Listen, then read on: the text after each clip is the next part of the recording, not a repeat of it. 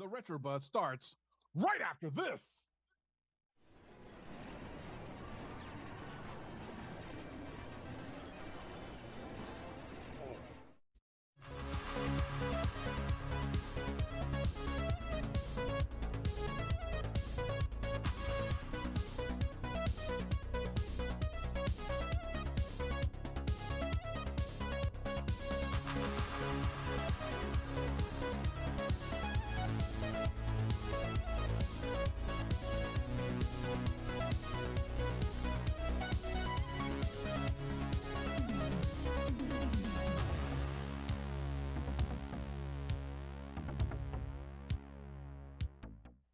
Hey guys, it's Friday, so you know what time it is. It's time for the Retro Buzz, and we've got a great show lined up for you today. But first, I want to introduce the panelists that we have today. We've got Mr. Glenn Planamento from youtube.com/ no, not TurboGrafx-16, Glenn's Retro Show. Wow.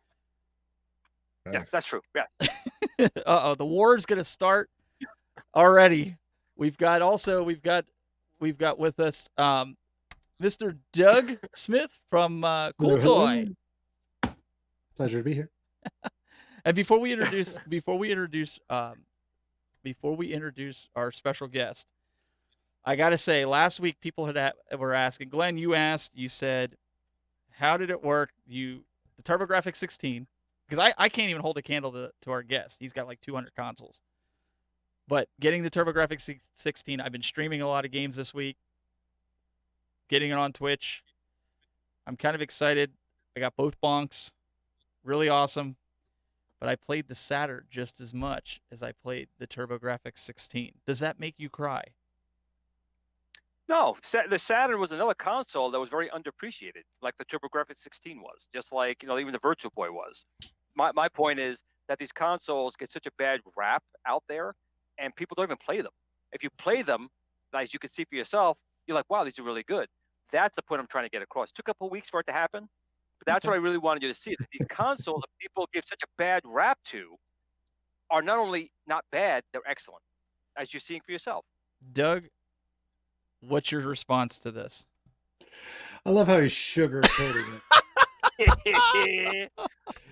I defused him. He can't do it. Yeah. He can't say nothing. He's gonna gloss completely over the fact that he claimed that the TurboGrafx was far superior to the Sega Genesis. He's just gonna omit that from the record completely. Oh no, I still believe that from a technical standpoint, graphic engine, it is point blank. CPU wise, not necessarily, but all right, graphically. So let's get the opinion of our guest today. We've got joining us John Lester, as you guys know him, is Gamester81 from gamester81.com. Welcome, sir. Welcome. Oh, you're muted there, bud. I think you might have accidentally muted. Well, because we didn't introduce him right away, so I think he just muted it right quick. Oh. Sounded like he was getting. Hi, I want to say yes. Glenn's correct. No, he's not saying that. Superior. I think he just. It just muted. All right, he's gonna work on that. See? The Sega Corporation of America literally just cut off John from answering the truth. There's proof right there. We had John a little bit.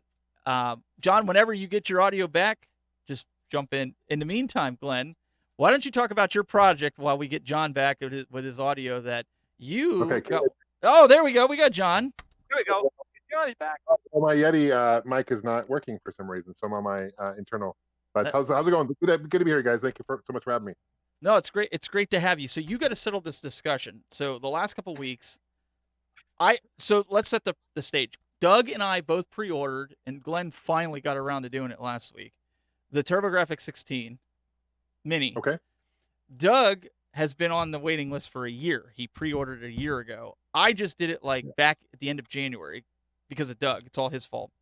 Yeah, and thanks for making me order it now. I could have got it from Japan tomorrow. Well, and I gotta wait. Okay, all right. Before we get in that, so Glenn's trying to say that it's more superior than the Sega systems that are out there, and he wanted to know if I played the TurboGrafx more than the Sega Saturn.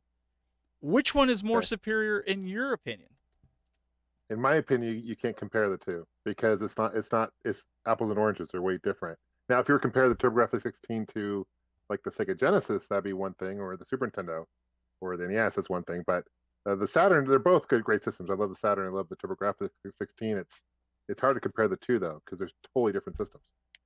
Doug, So let's compare it to the Wait Genesis. a second here. I never said that the TurboGrafx was better than the Sega yes, Saturn. yes, you did. Never said that. I said Genesis, my friend. Never No, said Saturn. now he's Saturn's a backpedaling. system. You're smoking crack. You're smoking crack Glenn, today, and you got to stop. Glenn, I do believe I do TurboGrafx agree with Glenn though. I do believe that the TurboGrafx was totally underlooked and underappreciated. So it is a good system, and those who played it will enjoy it. And I'm excited for the Mini. I pre-ordered mine a while ago, like you guys, and I'm still waiting for like you guys are. But hopefully, it will bring a new spotlight to a great console. Well, and I will say this, and you guys can add to this or not. Right now, P-Dubs announced it last week when he came on. He said about, like, you can order it from Japan, you can get it tomorrow. I know Patton Plays, he got his already. Nostalgia got his already. Glenn, you said. If you order it from Japan, Mad Little Pixel got his. you can pay $11 and you can have it in 3 days. Apparently, that's the cost. So Interesting. if you didn't pre-order it yet, and you weren't stupid like all of us that seem to pre-order things and not get them until way after the release, you can go do that and get it. But I did want to bring something up that I thought would be good discussion for the three of us. What I'm noticing more and more, that the two underrated systems, if you count the Dreamcast, the three underrated systems, they're the most rarest, hardest to find games and systems, and the prices are through the roof on these systems that nobody wanted back in the day. Glenn, why? Why? Well, because again, you got to think of when the TurboGrafx 16 came out, right? They were touting it as a 16-bit console, and it's not. The CPU is an 8-bit and an enhanced NES processor, but it's got a 16-bit graphic engine. It had great support in Japan, but as we know, Nintendo had a stranglehold on people on this part of the world, so they couldn't release the same games that they could have and showed it was superior than the NES. So that hurt them in one respect. The other was just the 90s being the 90s. The marketing was it was the 90s kind of marketing, and it didn't really help them.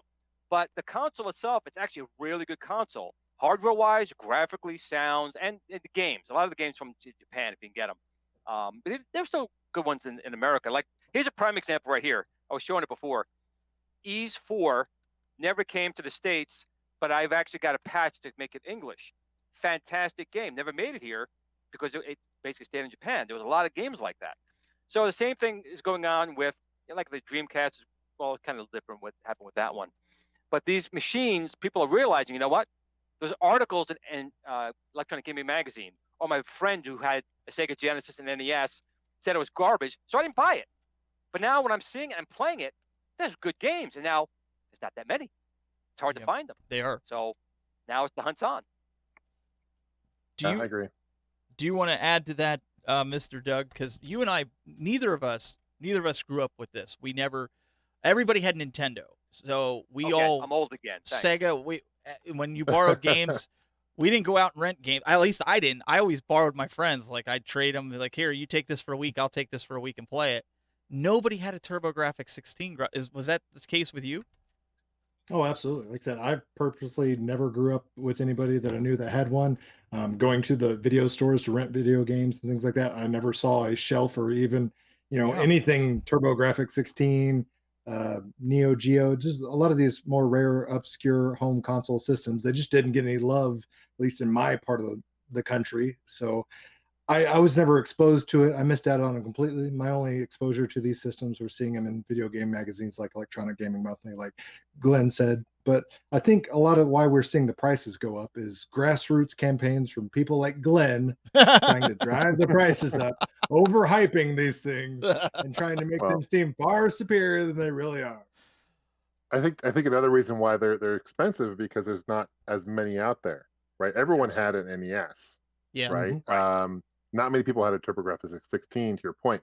Now, did you guys know anyone who had a TurboGrafx Express, like a Turbo Express? That's even more hard. I had one, and the girlfriend stole it. It's gone. It's in Montana Right. at this point. It's history. I have a fake But one that right thing now. was way ahead of its time. I mean, that was so cool back in the day. Still even cool today. But that's super cool technology back then.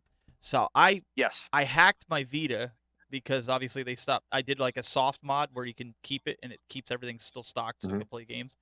I have Nintendo, Sega, and I have TurboGrafx on it, and it plays. So I was stoked with that. I was like, "This is awesome," Yeah. because it's bigger, better screen than what the Express is. But $350, and some people are saying the caps aren't lasting in them, and they have to be recapped. Mm. Well, anything from that generation, you're gonna have to recap. It was just the Yeah. 90s were notorious for bad caps. So if you have anything from that generation, you're gonna want to do it, because if you don't, those caps are Yep. gonna leak, they're gonna corrode, they're gonna eat the board, and then you will have nothing but a shell. And it's not bad. $55. Some guys I've seen that they're recapping because Yeah, I- that's good. I seen a couple guys that were selling them for $175, but they need recapping. And every time I go to buy it, it sells really quick. So if you guys see Right. one, buy it. $55 But to another thing recap. too to remember, people do these recappings.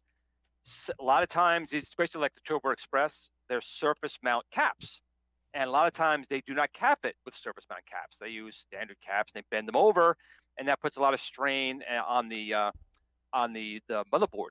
So if someone's going to be recapping it for you, make sure if it's a surface mount cap, they're putting surface mount caps where they're supposed to, not using standard through the hole caps on those spots. Although, of course, I'm the Yeah. kind of guy who uses that. But if you're paying for it, you want to make sure you're getting it the right way, not the Glenn way.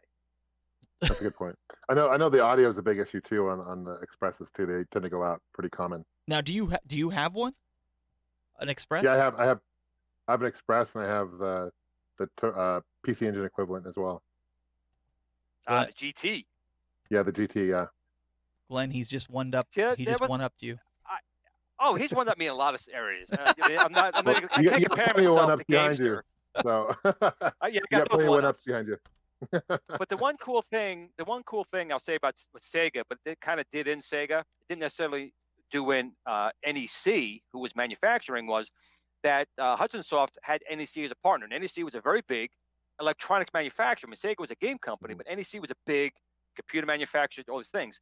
So they did the Turbo Express, the Turbo GT. Then they had the PC Engine. I forgot what they called it. It was actually the PC Engine with a screen that came up on top of it.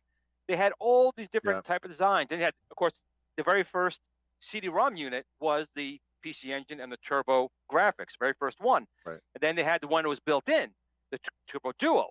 So they had all these different technologies out there. And like Gamester said a moment ago, that Turbo Express was way ahead of its time because not only was it a portable unit, but it was a portable unit that took the standard game cartridges, which of course it started doing other things, but the screen that was used in there was light years ahead of what they had in the Nomad, the Atari Lynx, the Game Gear. There was no comparison. I think Gamester will agree with me that screen in that thing was far in advance of the rest. Oh yeah, absolutely. Yeah. Show that box again if you don't mind, the TurboGrafx 16 box. I want to mention something. I don't know if you've noticed it before or not. Does that not look like Zach Morris from Saved by the Bell? Yes, I thought that Very too. much. You know what? Very It's much. totally Zach. It was a couple weeks ago. I think I seen the box for the first time because I was trying to get it because nobody has a box of it. And Glenn showed it, and right after the show, that was immediately what I did. I went, look, I'm like, dang, that looks. Is that really him? Is that the guy that played Zach? No, it's not. Mark But No, it's a no, doppelganger. no. It's a doppelganger, but it looks like him. Wow. Stunt double. Yeah, that's. Yeah. So speaking of which, we said about you having multiple consoles. For those that don't know who you are, John, why don't you tell a little bit about you and what you do and why you couldn't settle this argument? Because Doug and I thought we had you on our side, but apparently that's not the case. It's like picking your favorite child, man. It's hard to pick your favorite because There you go. the Saturn is it's a little younger than the even though it's kind of old. But no, for me myself, I had a YouTube channel. It's Gamester81. I started about 10 years ago now, and I just basically got a camera when I got married my wife, and my parents gave me a camera and trying to do some research on consoles at the time, and there really wasn't much information about these consoles, and just started doing filming and doing some research and talking about these consoles, and that's how my channel kind of grew from there. So it's been great, man. It's been a great ride, and back 6-7 years ago, I became co-owner of Collector Vision Games, which is we make homebrew games and new games for modern consoles as well. And then 2015, I started a gaming expo called Game On Expo out in Phoenix, Arizona, where I live. So I kind of wear multiple caps. I'm a big Star Wars guy as well. I collect Star Wars figures. My Star Wars collection is actually bigger than my gaming collection, believe it or not. So that's my first and love. you have a YouTube channel. You also have a YouTube channel for that too, correct? I do. Star Wars Nut 77, and yep, on YouTube and Twitter and Facebook and all that good stuff for that too. Yeah. But at least he's a smart So- man. He's a Star Wars collector too. So at least Yeah. One of us. One of us. But yeah, with Collector Vision Games, we started making ColecoVision. That's my first love. Honestly, is a ColecoVision. And talk about an underrated console. That's my number one underrated console of all time. Is the ColecoVision. So there's some really. I'm a big arcade guy. I know you guys are big based on what I'm seeing behind you. I know you guys are big arcade guys too. So if you haven't played a ColecoVision, definitely check it out. There's a lot of great ports for the ColecoVision. And so that's how I kind of got connected with those guys, because long story short, I made my own ColecoVision game called Gamester81, the video game, and got connected with JF and Toby and became co-owner of the company. And we've kind of, since I've joined, we've expanded to NES and to Sega Master System, to Atari 2600, to the Switch, to Steam, etc. And I have this pulled up right here. I mean, you're still producing these games for these older consoles. Correct. Yeah. So we are the only, to my knowledge, we're the only company I know, at least in the Americas. I'm not sure quite in Europe, but that own an actual ColecoVision cartridge mold. So we make them in house. We everything's original. So like this is our new City Hunter Caverns of Death for the Super Nintendo. Those are original molds. So we don't recycle any old carts or anything. The only situation where we actually did that was for the Sega Master System, because there's just no molds out there for that. So that was a pretty limited run that we did there. Let's see if I can pull that up there. Because you're low stock on that right now. So let's see if we can pull that up. It crashed our site. I was shocked on the demand for this game. It crashed our site twice when we put them up. Our site got crashed. So Absolutely. yeah, I mean, there's definitely a lot of demand for a Sega Master System, and that's another system that Glenn, to your point, with Nintendo having dominating the market. You go to countries like Brazil and Europe, and there's a lot of great ports for the Sega Master System. I mean, I have like Street Fighter 2 for the Sega Master System, and I have, there's Golden Axe Warrior, which is a great adventure game, almost like a Zelda clone. So there's a lot of overlooked games for that, but unfortunately, in North America, the system was just non-existent because Nintendo had dominance in the market share. So they're saying in the chat. It's so weird. It's so weird because they did have such a monopoly that Atari started a class action lawsuit, which they would have won easily, except Atari did a couple things shady behind the scenes. Kind of made it go the other way. Surprising, Atari did something shady back then, but they basically went to the patent office to get information on their NES lockout chip. Okay, so they basically said, we have a lawsuit going on with Nintendo. We need this stuff for our, to go with the lawsuit, which was not the case. And they got all the schematics on the lockout chip and reverse engineered it. And of course, they went and had the lawsuit. The lawsuit found that they did this. And then, of course, they ruled for Nintendo. So Atari ended up paying Nintendo when they could have won $100 million. They kind of paid the other way. Yeah. You sound bitter, Glenn. Well, back in the day, because, John, go. Go, Glenn. Yeah. Sorry, I was going to make a point where when Nintendo was first coming to North America, and their first test market was New York, right? Nintendo actually reached out to Atari to actually help, publish and produce the NES. Correct. And Atari shot them down. Atari shot them down. So I'm sure if they had a time machine, they're kicking themselves. It's like one of those situations with Nintendo and Sony with the PlayStation. It could have totally changed history as we know it for video games. Correct. And Nintendo did at the time. People don't realize, especially kids today, that Nintendo in the late 80s to early 90s was nothing spectacular. And Nintendo knew that. Atari still was a huge world phenomenon in name. So they did approach Atari, and Atari, being Atari at the time, who they were basically trying to almost, I don't say rip them off, but they were trying to get everything and give them very little. And if anyone knows Nintendo don't play that game. Right. So it didn't end up working out, and Atari blew a huge deal. And a lot of people don't know that Sega was going to do the same thing in certain markets with the Genesis. And again, Mm-hmm. Atari was stupid; it didn't take the bite. And well, here's Atari today with the VCS that'll never be out, or if it is, who cares? Or the hotels, they're coming out. Yeah. Right. Yeah. But I think that's cool though that independent developers and stuff are making games that for these old consoles that guys Yeah. are still buying and collecting. I mean, that's pretty awesome.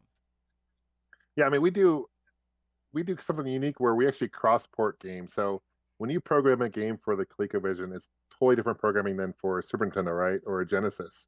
In many cases, you got to change the sprites, you got to change the colors, the graphics. So we, Caverns of Death, for example, Sydney Hunter and the Caverns of Death, it's already out for the Super Nintendo. It's pretty much getting really close for the NES. Genesis is we're working on. We have a port for. There's also Sydney Hunter called Sydney Hunter and the Sacred Tribe, which is already out for the Commodore 64. We produce it for and that's for disc, floppy disk, and cartridge. Commodore 64. Sega Master System. We're working on an original Game Boy port of that game. So it's just really interesting to port these games to like all these different platforms. It's kind of a pain in the ass, but we do it for the love of gaming and just the love of these retro consoles. So the question is, with the stock getting low and sold out, is that something you guys are going to replenish the stock of, or once it's gone, you're not bringing it back? For most games, when we do like a ColecoVision game, we probably do maybe 100 copies of a game. I mean, they're really pretty limited. And in most cases, we don't do more. But I think in the case of the Sega Master System, given that there was so much demand, we just got to restock on some shells, get some new shells, some donor carts and stuff like that. But I think we do plan on making some more copies of that game. Even like the Super Nintendo consoles ones too. Super Nintendo, we made them, and we won't plan on making any more. Yeah, Oh, wow. we want to be sensitive too because we still have copies available, but we want to be sensitive to the fact that people bought this game, and if we keep making more and more and more, the value gets less. So Yeah. we got to be sensitive to that too. So. And another thing too is, they're making these old games, but these are actually very quality games. I have some ColecoVision games myself. Oh, thank you. So Thank you. the programming on them is very important. Some of these like ports are excellent. I mean, they have some arcade ports on there for like the ColecoVision that are just excellent. And it's actually, when you look at it, number one, it's hard to believe someone was able to squeeze that out of that 8-bit CPU and the Right. VDP and the ColecoVision. It's amazing. So the Yeah. programming is key, and that's why people do want to buy these games and play them, because the games are good. Yeah. We earlier this year we released a new console. I don't know if you guys are aware of that. It's called the ColecoVision Phoenix, and it's an FPGA HD ColecoVision console. So we'll play ColecoVision games. It also has a chip in it, so it actually increases the memory and the graphics, so it actually looks more equivalent to an NES quality game. So Wow. really excited about that. We did the first batch. We already made them. We released them, shipped them out, and we're working on a second batch as we speak. Wow. Doug? And it's even more so. That also has the Super Game module built in, correct? It does. It has a Super Game module built in. Yep. Yeah, it has this Right. an adapter for Super Nintendo controller in case you want to use a Super Nintendo controller, because ColecoVision controllers are very clunky and unreliable. And Doug, I Right. think So and is it, it- and it looks like a small. It looks like a small ColecoVision as well. I mean, the Phoenix is actually a really, really nice console. If you like those older games, and the ColecoVision had an expansion module for the Atari 2600, so you have to purchase that. That's also built in, so you can Right. play 2600 games, ColecoVision Right. games. And it's just a really nice console. You guys did it. I was years working on that, right? Yeah, it's been years. Yeah, it's open source too, so there'll be other builds. So right now you mentioned the Atari 2600. There'll be other ones too. I'm sure in television. It has an SD card slot, so you can play ROMs on it too. So, but pretty limited. I mean, the first batch we only did like 750 of them, and probably only do They were about gone. 750 for the second batch as well, and that will be it. 1,500 total. So pretty limited. and Glenn has half of your stock, because that's why everything. That's what I was gonna say to Oh, he Doug. does. Yeah. All these But to limited get runs. those molds for those, it's not cheap, right? I mean, we Right. don't have much markup on the system at all. We just make it just because we have a passion for the system, ColecoVision, and we want to just expose it to more people. Hey Doug, can you read the comment in there from Shelton Sims in Facebook Oh, that he has gotcha. for John? Yeah, it says, John, How long is it taking to process orders for digital content on the CollectorVision website right now? I purchased the CollectorVision Vault ROM pack early this morning, and it still says status equals processing. I know COVID-19 is slowing things down, but I received the download link almost immediately last time. Sydney Hunter on the Commodore. Okay, good question. I don't have an answer for that, to be honest with you. Toby, who handles all that, would be the guy to ask. But I'll tell you what, if you can have him shoot me an email, it's just or just send me a message on Facebook. My email is just john.lester@gamester81.com or at collectorvision.com. I'd be happy to look into that and get you an answer soon on that. But I imagine to be soon if you just got it this morning. So, okay, Cool. good question. Appreciate it. Yeah, Yeah. just make sure you guys are tagging Glenn, myself, or Doug, or even John, so he can go back and look at it later. Yeah, for sure. Sometimes we're watching 3 different chat rooms. Like right now, if somebody can find the link to the Japanese TurboGrafx Mini, I know that's kind of what we talked about before. Somebody in the Twitch chat wanted the link. So if you could post it in one of the other chats that I can grab it, throw it in Twitch, that would be fantastic. But make sure you highlight us so we can see it pop up. I know YouTube has super chats, and I know you guys are always good with that, but sometimes we don't always see it, and you don't have to do a super chat in order to tag us. We just want to make sure we see a particular comment that's coming through. For sure. So going. So John, oops, sorry. Oh, go ahead. Going on. I was saying, going on. John, you're a man with many hats. You got, the convention, you got the game development side, and you got your personal collection. How do you divvy out your time for your passions and your work? Yeah, and I have a full-time job on the side, and I have twin boys that are 6 that I watch and happily married. So, yeah, it's a good question. First and foremost, my priority is my family, right? And then goes to my day job, and then kind of not to push things aside, but it would be my YouTube channel and CollectorVision games and everything else. So to answer your question, I am a night owl. So once my kids go down to sleep, that's where I focus and put my YouTube hat on, or I'll put my CollectorVision games hat on, or my Game on Expo hat on. Normally this time of year, I'd get really busy with planning Game on Expo, but given the COVID-19, it's a little challenging, to be honest with you. So we're trying to, the event's not till August. So I'm hopeful that by August things will clear up.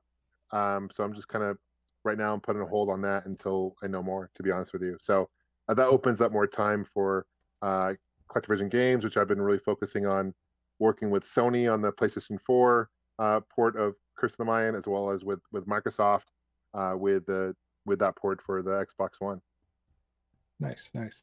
So what would be the hardest struggle from the planning and convention side of things, COVID-19 aside? What's something that the casual person that attends these type of things doesn't realize is going on in the back end? It's a lot of work. I mean, we're going on year 6 for this, and I think marketing is probably the toughest thing. Although that's what I do for my day job. I'm a marketing director, so that helps a lot, just given my background. But letting people know about it obviously is going to be really important. I think offering an experience, right? So with Game On, it's a little bit different than a lot of other shows in the sense that it's not just geared for retro gamers, but also has an esports element to it. It has an anime element to it, live music. So there's something for everyone, right? So our goal at Game On Expo is to provide a family-friendly experience. And we don't just want a swap meet where you can just go and buy games. That's cool and fun, but we want something interactive where people can go to tournaments and do that, and or they can live music or go to an auction. So whether our core demographic, to be honest, is probably the casual gamer. I mean, we have things for the hardcore gamers, certainly, but we want to reach out to the soccer moms and those kids and the families, because let's face it, 85 to 90% of the gamers out there are probably casual gamers, and I think if you can get those people in there, that's gonna be key.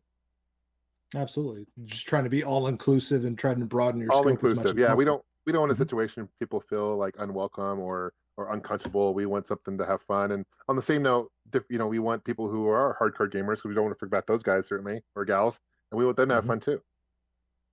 Excellent. With the TurboGrafx 16. I knew he was going to. TurboGrafx 16 with big neon sign up front, for sure. I knew we might change it to Game On Expo TurboGrafx 16 Expo. I'm actually thinking about changing. Just rolls right off the tongue. It just rolls so nicely off the tongue, for sure. So we're getting a lot of great comments here in the chat room. Somebody actually said that my the gentleman's name is My Family. That's the name of it. He said, "Wow, this is one of the most interesting guests I've seen on this show. I'm very impressed." So kudos Oh, to thank you there, you, John. family. Thank you. Thank you. So Now, John, how long have you been doing the gaming expos for? 2015 was the first year, so we're going on year 16. So for the first how- 2 years, and how- we were go ahead. I was saying, and how has it expanded? How from when it started in 15? How much has it Yeah. expanded out from there? First year we had maybe like 1,500 people, 2,000 people, and this past year we had close to 10,000 people. So it's really Wow, it's that's a really lot. grown. Wow. And so trying to we get growing pains like anything else when you expand fast like that. So just trying to make sure that with that many people that we have enough space, that we have enough content. Shout out to my support team. I certainly don't do this myself, right? I mean, I need support. So we have an amazing crew that work tirelessly to make sure that we put a great event on for everyone. that's insane. P-Dubs. Let's hope this year makes it. Yes, amen to that, man. And that's Amen in to that. in 'Cause Arizona, right? It's in Arizona, yeah. August, which I know everyone's like, oh, it's super hot, but we do have a thing called AC here, which is helpful. So it's not like it's an outdoor thing. So initially we did it because during the winter time and springtime, those are really heavily booked things this time of year, in Phoenix. So things can get really expensive to book hotels and everything like that. So that's why we do it in August, to try to save some money. But so far it hasn't really affected people going to the show at all, which has been grateful. But my heart goes out to shows like Portland Retro Gaming Expo, which I know they canceled their show this year, Midwest Gaming Classic. There's so many good shows out there that have been put on hold because of this virus. And I realize in the grand scheme of things, there's more things to worry about, people's health, and I totally understand that. But my heart still goes out to these showrunners. It's hard. It's very hard.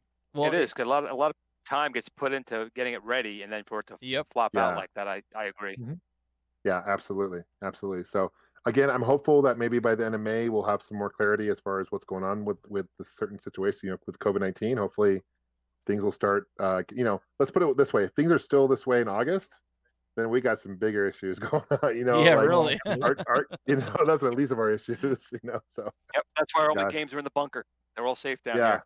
Right. From the apocalypse. Absolutely. All here protected. Absolutely. For sure. So what arcades? I saw Sabo was in the chat room, and he said that he helped with the graphics on one of your arcade systems, if I'm understanding him correctly. What's really? what unless he was talking to somebody else, but I thought he said he helped with one of John's arcades. So unless there's another guy named John in the chat room that I kind of caught it. Interesting. Off. I wonder what game he's referring to. Maybe it was I don't know. I'm curious what he's referring to. Okay. John's got a couple. I know John's got a big heart for Donkey Kong. I know he's got a Donkey Kong cabinet there. Do you really? I do have a Donkey Kong. I have a Donkey Kong cabinet, yeah. And I have D2K built into that as well. So I got like a Comet 2-in-1. Let's see. I have Star Wars is my favorite. The Atari Star Wars arcade. The Vector Graphics one, 1983. I have one of those. That's probably my favorite one for sure. A Neo Geo. I remember the Neo Geo one. That was the bowling alley. It was the only place I ever saw a Neo Geo arcade was the bowling alley. Yep. Yeah. Several years ago, my church they had a couple arcades. Yeah.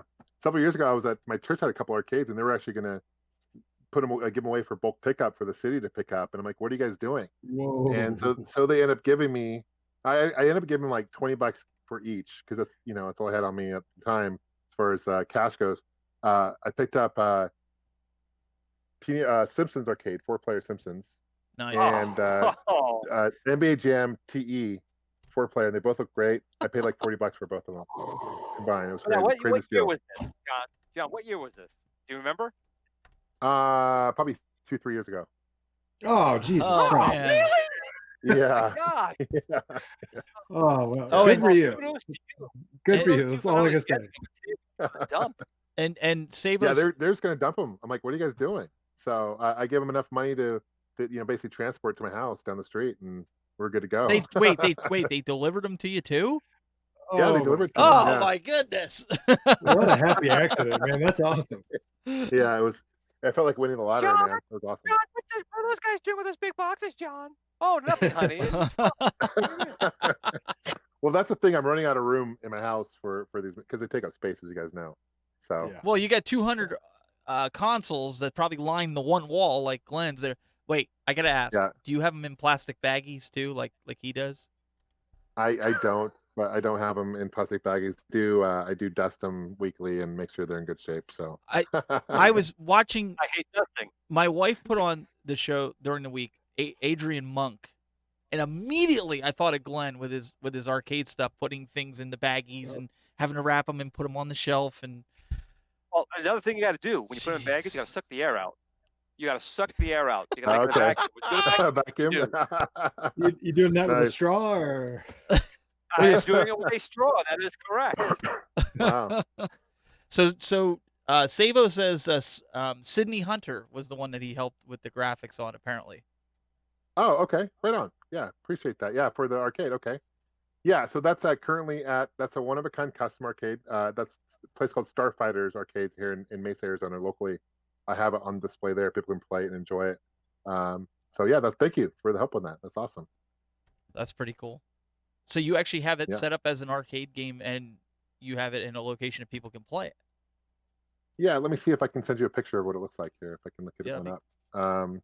That'd be cool. Yeah, we created a one-of-a-kind arcade. It's a PC, but it plays like an arcade. You got joysticks and buttons and everything. So I know So we. was it a fresh cabinet or was it a donor cabinet? Fresh cabinet. Guy cut it. I mean, this guy is amazing. I have a DuckTales cabinet too. Did the same thing. He basically cut everything by scratch, by hand. It's pretty amazing. I'll send you guys some pictures. Yeah, that'd be cool.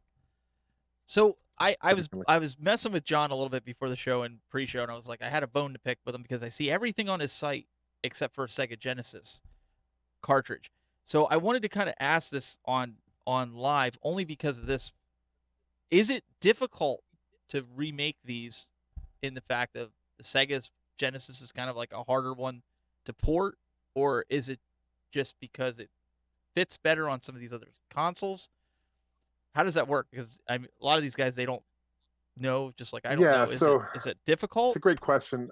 I'm not a programmer, so I would, I'm not the right guy to ask. But, from my understanding, the same guy who did the Super Nintendo port is doing the Genesis port, right? But he's got a lot of other games he's working on for us at the same time. So I know that's kind of been put on the back burner, to be honest with you. But we are working on a Caverns of Death port of the game, and it should be out, if not this year, early next year. I just wasn't sure if it was something like an iPhone versus Android, because a lot of times things get on the iPhone and iPads and everything, and not so much on Android because there's so many different versions of Android, Glenn, that you can't really develop for stuff like that. It makes it difficult. To have options than not. All right, here we go at games. Got to have options. But yeah, so I know the Super Nintendo for us has been the most challenging platform to program for. Wow. You don't see many new homebrew games for a reason for that platform, because there's not many tools out there available. Like with the NES, you see a ton of homebrews, right? Where Super Nintendo was not as developed. And you think it'd be, it's more advanced, you think it'd be easier to program, but there's actually more limitations right now on the Super Nintendo than there is for the NES.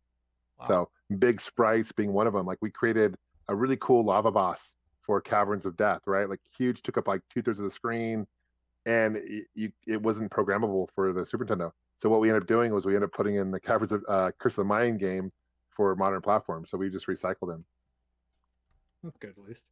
Is there any plans maybe to do even a Nintendo 64 now that you guys kind of got the Super Nintendo down, or anything like that? Nothing in the works for that, to be honest. Yeah, but good question. We don't have any plans for it right now.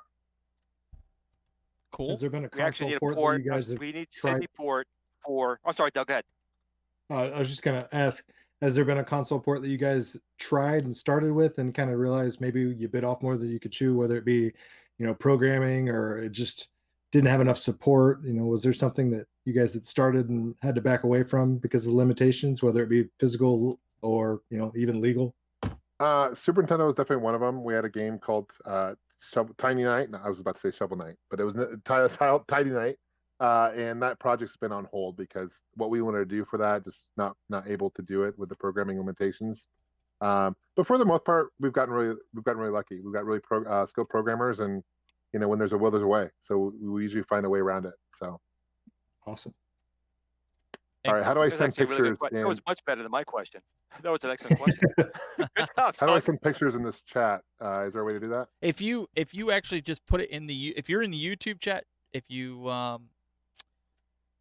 or you could send it to Glenn on Facebook, and if Glenn can send it to me. I don't know, because I don't know if Okay. you and I are friends. And I sent a I'm request. always the middleman. Well, hey, Okay, I'm Glenn, I'm gonna send it to you right trying. I'm now. trying. Look, People, I got you on one side. I got Doug on the other side. I am the listen. pinnacle of a middleman. Do you know why? Do you know why we do that? It takes Doug and I to contain you sometimes, especially when we Yep. start talking about Star Wars. You get people mad at us. Oh well, listen. We Yeah. could talk about that later too. We got John here, man. So I'm Yeah. all set to get on the Star Wars. Oh, here we bandwagon. go. All right, Glenn, I just sent you some pictures of the City Hunter Yes. arcade cabinet. I just sent, but these were designed by Sam. He lives in Colorado, Denver. I think he moved to SoCal. A good friend of mine, and he does these all from scratch. It's amazing what he does. You'll see the detail here. It's pretty amazing. Actually, this is really good. I wish you guys could see it right now. This thing's actually pretty cool.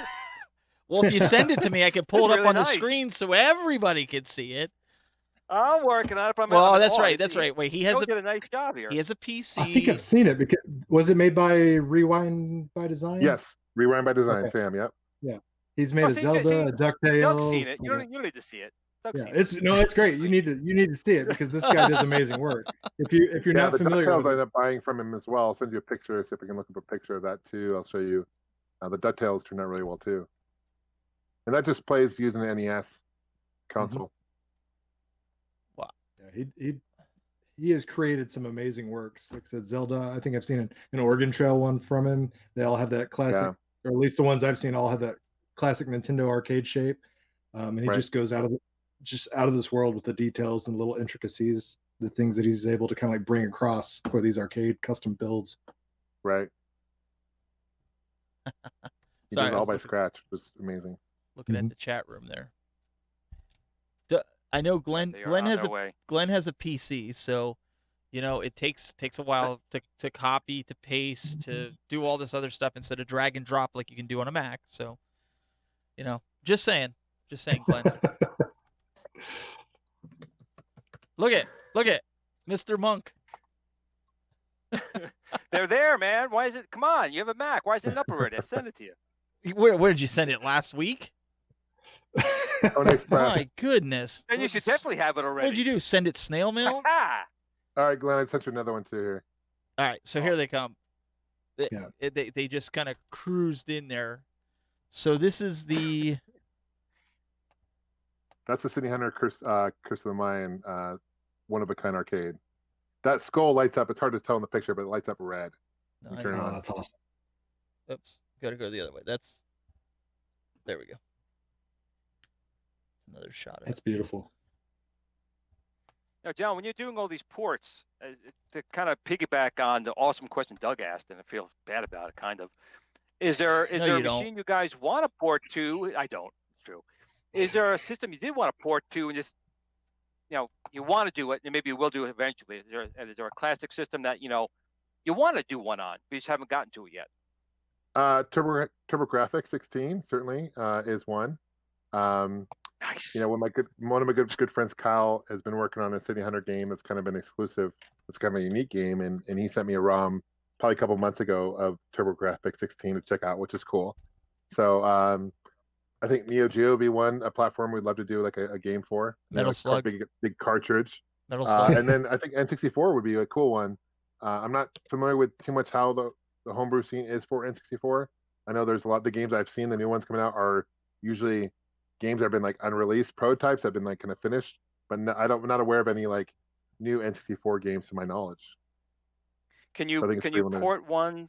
I have an Atari Pong console. Oh, here we we get a port go. for my Do we get a Pong City Hunter console? Pong? Yeah, we could probably change Yes. like the dot to like maybe an S and just call it Sydney, and then just we could have like the whips. Nice. I don't know. We could figure something out.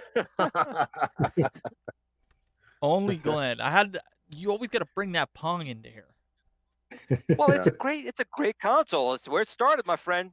Right It at the is. beginning. Well, Glenn, I'll tell you what we can do. We can just do like an overlay, City Hunter overlay on your TV, and you can just play Pong, and we'll put like a City Hunter overlay on your TV, and then we'll call it a day. Yeah, I could play Even with my better. Magnavox Odyssey, the original Yeah, Odyssey. there you go. Yeah, perfect. Nice. Don't encourage the guy, will you? So But let it's me true. John said he was going to make it. He did. I haven't. let's do this real quick, and then we'll get back to this. So, guys, I know you all have been asking about the shirts and everything. We finally got something set up. We've got cups and everything else coming. I have a company working on that right now. But if you go over to the techbuzz.net/store, you can see the really cool non-punch in the face Mike Tyson picture of Glenn on the front of the shirt. As Glenn made me change that like 50 times till we found a shirt or a picture of him for the shirt that looked really good. I will tell you, coming up here in, I think this weekend, or it's next weekend, one of the weekends, Those are cool. they're going to be on sale. Thank you. You guys can get it the front and back. So if you want to get them, you can get whatever color you want and just change it here. I actually like that one. Doug, I think you got the green one, didn't you? Yeah, I did. That one, yep. That's the one I went with. Yeah. Is that like Arch Rivals marquee kind of? It's hard to see on the. No, so it says the Retro Buzz right on the marquee. I know, but like design kind of looks like Arch Rivals a little bit. Oh, yeah. Was that intent? No, it's cool. I like it. The font definitely leads it. I see what you're saying there, Don. Yeah, There's no plagiarism here. No, there's no plagiarism. I just noticed something though too, that Glenn is also in the middle on that one because he wanted to be front and center because his logo's so big. He wanted it like this was his requirements. Yep, he had to have it right there. Oh yeah. Look, Every you signed the every week. contract. I didn't tell Yeah, I you was to sign the about to say. contract. You signed the contract. You got to abide by the contract. Every week before the Not my show fault you starts, didn't read it. Glenn sends us his writer with this list of demands and everything that we have to get in the show. Special sparkling water. You Yeah. know how hard it is to get water, bottled water, sparkling at this time to get to Glenn? Hey, again, you should have read the fine details. Just don't sign everything without reading it. Don't be like Cartman on, South Park. You got to read. Oh, Kyle, you got to read the entire Terms and conditions. At least Yep. he didn't say toilet That's it, your paper. condition. I mean, we would have been in Yep. trouble if he would have demanded that. But anyways, guys, you can go check that out. We've got some cool cups like this coming. They're not going to be camo, but they'll have this is my other brand. But they'll have these nice Yeti-like cups that'll have the Retro Buzz on it that you guys can get very inexpensive. The company that I work with, because they partner with me for some of the other outdoor stuff that I do, hunting and fishing, that makes some really good stuff. So that's coming. So you guys will be able to get that. I think they're like $16 or something. I mean, you guys know, if anybody's familiar with Yeti is like expensive, and this does the Top of the same line thing. stuff. It does the same thing because I have a Yeti cooler and I have one from this company, and they both hold ice the same amount of time, except one. I think you guys will should break away. do like a branded toilet paper roll and make it like a sandpaper See? toilet paper. Like so that that way There it's, you go. it's like sandpaper. I think it would really do well. Yes, there's Custom black grits. shirts. Well, I'm sure they'll put my face on it. Well, that was the idea. Leonard. There we go. That's Yeah. the idea. I mean, if anyone's going on, we assume you want your logo on it front and center. So Wait a second. Yeah, there you Of go. course. We could put it on with Glenn without his hat and say, "Look, you can use this and put hair on Glenn every time you go to the bathroom." There you go. Oh, That's maybe too much. cold, man. that's too Cold. much. You thought it was funny though. Now, I have a serious question. No more of this poop talk. No more- Okay. Get out of All the right. toilet. All right. I want to ask John. I've known for a while that ColecoVision is his favorite console. But what, I guess, aside from the ColecoVision, what's his most rare favorite console that he has? 3DO. Now, is it the Panasonic, Gold Star, Sanyo? Which one? Well, I have all three versions of the 3DO in my Oh, collection, see, but- guys, I just see. So, Not just me. but I probably play the gold. I probably play Panasonic the most, the one that opens up the tray out, the first model. Right, the original. Yeah. I was just playing that the other day, actually. Just there's so many good games for it. I mean, there's a lot of not good games for it. Don't get me wrong, but there's some good games. Crash and Burn is a really fun racing game. Gex. Yeah, Gex, another good one. Yeah, Street Fighter is another good port. Street Fighter 2, that is. Yeah, there's some good ones. And what's good about that one, guys, there's no copy protection on it. So Right. basically, if you get a disc, you can play it on it. And as a matter of fact, You can I'm play it. hoping we'll have Trip Hawkins on an episode this year. So I'm working out those. He's got a Yeah. contract. You think I got a contract with you two? Wait to see what I got to go through for Trip Hawkins. I'm glad Get you're on. handling that Right. one. Nothing. Yeah. But question for you I'm guys. Glenn, I'm in your corner. I like the TurboGrafx. It's a lot of fun too, man. It's a great console overlook. But so is the Saturn. So just want to throw it out there. I like the Saturn too. What? Now, what did you feel about the 32X? That was a The good. That's a good 32X. question. For me, the games that stick out for me are like the Star Wars, arcade. I really like that one. But I could never, growing up, I could never get mine to work like attach right because you had those metal slats you had to put into, what I'm talking about? And it was just a Those pain in the those ass. prongs are the biggest. Yeah, Finger trap. right. Get in. Finger trap. Yeah, right. So cut like you when more I than when they I do could anything get else. mine to work, it was great. I enjoyed it, but it's just one of those situations, as you guys are aware, that Sega of America really wasn't communicating very well with Sega Japan, and it just they burned a lot of bridges. That's why the Saturn, I think, got over, or not the Saturn. Yeah, the Saturn got overlooked when it came out. Right. So Well, actually, I burned a lot think of bridges. Sega of America and Japan were talking just fine. Just America was like, we're not having this, and Japan's like, yes, you are, and you're like, Yeah, okay, fine, we'll market it. Great, we'll do a great job, Yeah. guys. Don't worry. yeah. I do. I was playing the 32X the other day, and NBA Jam's actually a pretty good port for the 32X. If you guys ever played that, pretty good Yeah. home port. And you know what I found interesting on that, John? Because Yeah. in that type of game, there's scaling. The 32X has a lot of games of scaling and zoom. Right. I right. didn't realize that there was zero hardware scaling and zoom. It's all done through software on that machine. I never knew that. Interesting. Yeah. Because like virtual fighter, I mean that all scales and zooms. That's interesting. Yeah.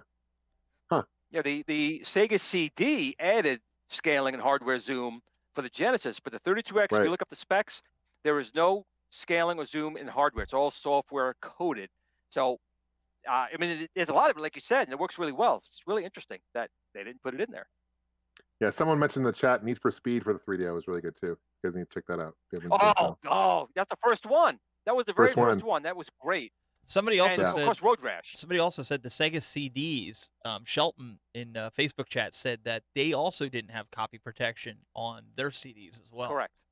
I think Correct. most CD Because- platforms back in the day probably did not, right? I mean, They weren't Right, worried they didn't about need it it. because remember, Yeah. they look weren't at worried when about these it. machines were released. When these machines were released, CDRs in the home were way, Years away, yeah. way too much Many money. Right. It was way expensive. Right. So there was no Right. worry about it. And then all of a sudden, they came out. Oops. Copies. Well, something that's really sad is there's a thing called CD rot, right? It's going to happen, and a lot of these CDs are getting rotted. It's getting to that point where you can't play these games anymore.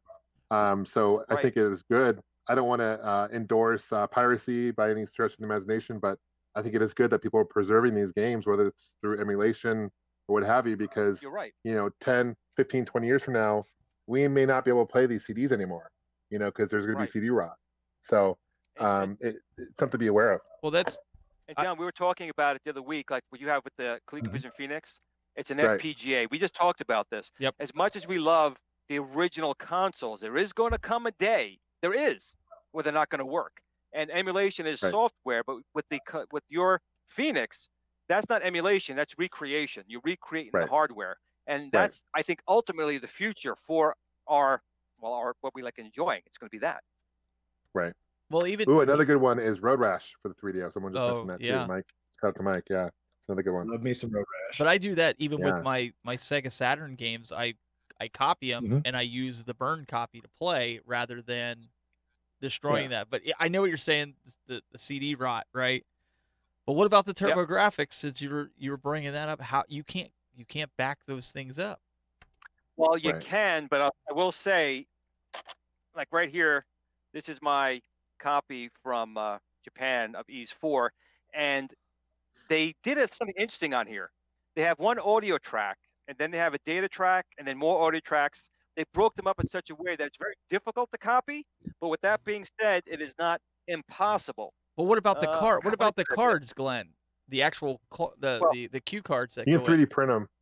People have 3D Really? printed them. You could 3D. Wow. Oh yes. Yep. That's Yeah. impressive. And I then you didn't go know over that. here. Yeah. Here is my burned copy, which does work. There is no copy protection on it per se, but this is the original game was only in Japanese text and Japanese speech. So there's no way to play this game in the States until someone did a patch. So it was not easy. You had to go through a lot, but I was able to burn a copy that has English text, and this is a fantastic game, and you got to play this game as well. But you're right. People can 3D print now shells even for the cue cards. Where do you get the Very chips then cool. to go inside of it? Like I mean, it's not just. Well, that'll be John and CollectorVision making FPGA cartridges. That'll be There coming you in go. 2026. There you go, You John. guys want to invest? Comes full Now sign circle. up. We'll start taking investors. Glenn, I was playing. You'd appreciate this. I was playing on the TurboGrafx 16 CD, Rondo of Blood, the Castlevania. Oh yes, love- great game, and that's on the mini. Yeah, yeah. But I just love the intro, the German with. I mean, it's so cool. The great Castlevania game, really good game. In fact, it's still considered the definitive version. Of course, they've had other versions that have surpassed it. Sure. But they still say that the NES, the SNES, the Sega Genesis, the TurboGrafx 16 was the definitive, version of Castlevania. Of course, it was a CD, so it had some advantages. But it's a fantastic game, and thankfully, it is on the mini, so you guys can play it. Hooray! Have you guys messed around with any of the MSU? What people are doing with the Super Nintendo games? You guys know what I'm talking about? Actually, I don't. Yeah. So people have taken these games and enhanced the audio quality of these games. So they'll take a ROM of the game and they'll increase the audio. So, like, I'll send you some examples of some video footage, but there's like, let me see if I can send you a YouTube channel link. But you can play like Zelda for the Link of the Past, and there's whole like full video cartoon with audio CD quality. It's like mind blowing what people are doing with these games. It's really cool. I want that. Yeah. Zelda's my jam, so that yeah, no, the it's fact that I didn't incredible. know that exists. It's like that it sounds totally amazing. changes the way you look at these games, and it's cool. You can play these games on, if you have like a flash card, you can play them on your hardware. Hold on, and it plays through the hardware, which is cool. Even better. Yeah, I'm glad I went and bought the most expensive, rarest systems first, because now I can go back and just pick up Nintendo 64, Super You Nintendo. say that, but like, you haven't really started getting in those really obscure consoles yet. So it's like, all right. Well, Well, I'm still looking for the Neo Geo. I'm still looking for new. Steven is such a noob. He doesn't even know. He speaks, does not know. All right, Glenn, I'm going to send you another link here through Facebook. Wait, Messenger. so Hold on. I had some of these consoles growing up, but like the rest of everybody else, we sold them because we didn't know anything. yeah, didn't know any better. Yeah, but I sold my consoles to upgrade to the next console because I was poor and that was the only way I was going to get the new console. There you go. So. Yep. Now I hold on to everything. Absolutely. We'll pull this up, and then we're gonna have to wrap the actual show, but then we'll go into post show here. So cool. You should have so it, once we get it, I'm gonna pull it up here. Glenn sent it to me here. So John, let me ask you something else. Do you have an original working NTEX Adventure Vision? Because that's another Holy Grail console. Do you have one of those in your collection? I do not. I have, my buddy sent me one. I did a video on it. I don't have that. That was an attachment, correct? It was like an attachment to. No, there was that standalone.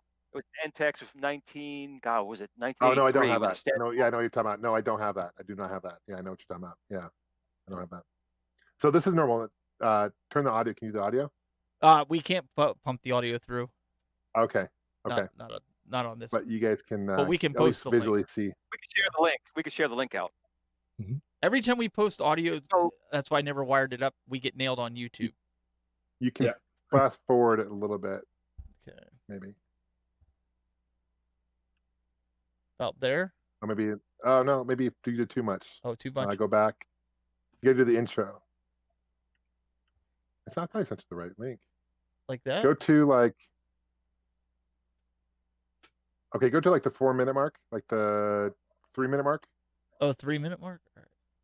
Sorry. Yeah, that's the 3-minute, 4-minute mark. Come on, man. I'm working on it. Calm down. And keep in mind the audio is incredible too. But yeah, this is what. So are they just recoding the audio, or are they enhancing the? No, this is all new voiceovers, the voice actors, and everything. Wow. Look at this.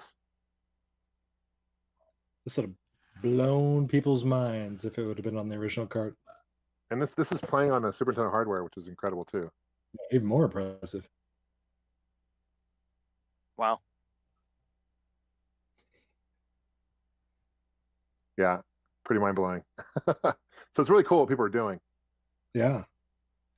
That's dedication for sure. Right. Interesting. It's like a little cartoon. Full of cartoon. It's got anime, yeah. Yeah. As long And it's as not long as bad as it's not a the CDI card, it's not as bad for the CDI, right? It's not as bad as the CDI versions. The voice acting is much better than the CDI versions. Trust me. Yeah. actually, the CDI versions are so bad, you got to see it because it is Yeah, so it's bad so you bad it's can't. good. You're It's- zoned in on it. You can't get away from. Yeah. Well, John, we have to wrap up this portion of the show, the actual podcast / video cast of the show. So, any parting words for everybody? And we really appreciate you jumping on. It's been amazing being on the show, guys. I appreciate being the guest, and Glenn, I know it took a while to get connected, so I appreciate you guys' patience in that regard. But it's been fun. I hope you guys stay safe, and thanks again for having me. It's been fun. Absolutely. So make sure you guys go check him out, Gamester81, at on YouTube, his website, and check out the games. He's got some great games there. And also, Doug, we tried today. We really did. But we did. Support your local Sega Genesis enthusiasts. That's all I can say. There's a lot of people trying to say negative things about it. Smear campaign, 20, 30 years too late. But cooler heads will prevail. Smarter people will know the truth. The truth is out there and all that stuff. But no, thanks for John coming on, and I really hope this COVID-19 stuff kind of clears out for everybody's sake, but mainly for yours, because I know there's a lot of people really looking forward to the Game on Expo. So I really hope that Thanks, guys. Thank you. Move forward. Make sure you guys get you out to Game On. It'd be fun to have you guys out too. Absolutely. Yeah, that'd be cool. Make sure you check him out, youtube.com/cooltoy. And this guy, I hate to even cut over to him, but I'm going to do it. He's over here caressing his TurboGrafx 16 in CD. Glenn, I hope somebody calls up in post-show. I like you. Hey, I like it too, but Mr. Glenn Planamento, check him out, youtube.com/Glenn's Retro Show. Any update real quick before we have to wrap this on your controller situation, obviously with the COVID? Any word that it's being delayed, deployed anytime soon? I know China's pretty much back to full force. Yeah, well, first I want to thank John, obviously, for coming on. John, don't worry about it. I was going with him a long time back and forth. He's very busy. I'm just very thankful he spent some time with us today. John, thank you. And as far as the Yoke controller, right now everything's still on schedule. We're still shooting for July. I just did an update a couple days ago that we've got the new casing design, which is much more accurate to the original Star Wars controller. We've also got the mouse mode working, so you can do an analog joystick mode or a mouse mode that is working very well. And everything so far is going pretty good. Can't complain, other than the people are complaining about the COVID, and I can't blame them on that one either. I will say again, two things real quick. I got to say two things real quick. One, people, don't think because you feel okay, you can just do whatever you want. Please, if you can stay home, stay home. I work for a hospital system, and I'm telling you right now, it's been crazy. We've got to try and keep it down as best we can. If you can stay home. Go buy some CollectorVision games, do a digital download, play on your Switch, whatever you want to do, but please stay home. That's number one. Number two, I'm hoping John, before he leaves, will agree with me that episodes 4, 5, and 6 were great. 1, 2, and 3 were okay, but then 7, 8, and 9 were kind of like sticking at No. Don't say nothing, John, until we get to post show, because that's listen, guys. That's a whole other thing.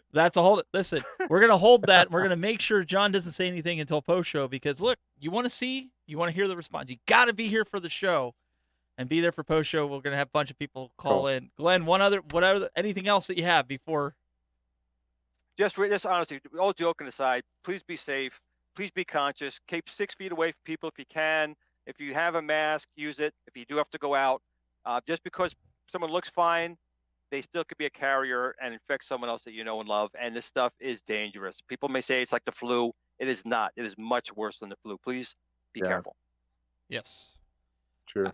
Absolutely. All right, guys, we'll see you next week for more of the Retro Buzz. You can check everything out on the web. Go subscribe to the podcast everywhere your favorite podcast is at, both audio and video. And we'll see you next week.